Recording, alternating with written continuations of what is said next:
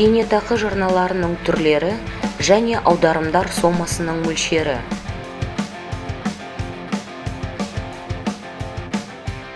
Қазақстан Республикасының жинақтаушы зейнетақы жүйесінде зейнетақы жарналарының 3 түрі бар.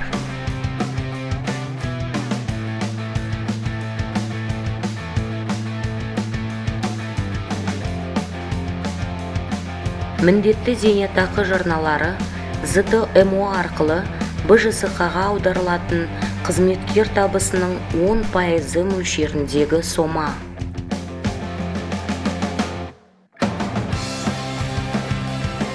Міндетті кәсіптік зейнетақы жарналары еңбек жағдайы зиянды, ерекше зиянды жұмыстармен айналысатын қызметкерлердің пайдасына жұмыс беруші өз қаражатынан төлеп, БЖСК-ға аударатын қызметкердің ай сайынғы табысының 5% мөлшеріндегі сома.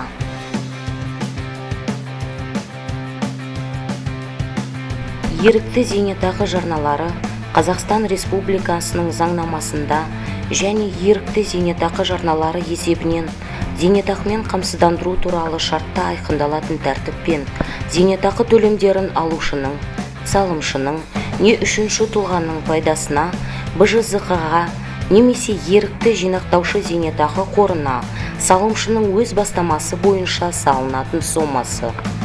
ЕЗЖ мөлшерлемесі тараптардың келісімі бойынша зейнетақымен қамсыздандыру туралы шартта белгіленеді. Барлық қажетті ақпаратты сіз www.enpf.kz сайтынан ала аласыз.